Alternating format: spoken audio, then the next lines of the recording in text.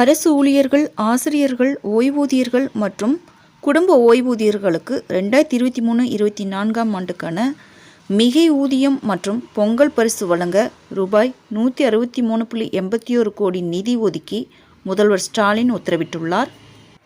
அதன்படி சி மற்றும் டி பிரிவை சார்ந்த பணியாளர்கள் மற்றும் ஆசிரியர்களுக்கு ரூபாய் 3000 என்ற உச்சவரம்புக்கு உட்பட்டு மிகை ஊதியம் வழங்கப்படும். தொகுப்பு ஊதியம், சிறப்பு காலமுறை ஊதியம் பெறும் பணியாளர்கள் மற்றும் 2023-24 நிதியாண்டில் குறைந்தபட்சம் 240 நாட்கள் அல்லது அதற்கு மேலாக பணிபுரிந்து சில்லறை செலவினத்தின் கீழ் மாத அடிப்படையில் நிர்ணயிக்கப்பட்ட ஊதியம் பெறும் பணியாளர்களுக்கு சிறப்பு மிகை ஊதியம் ரூபாய் 1000 வழங்கப்படும்.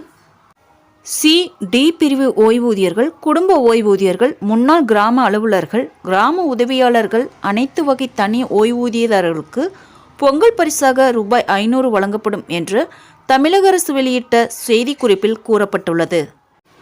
நண்பர்களே, தமிழக அரசு செய்திகளை உடனுக்குடன் தெரிந்து கொள்ள என்னுடைய ஜெனிடாஸா சேனலை சப்ஸ்கிரைப் பண்ணுங்க. நன்றி, வணக்கம்.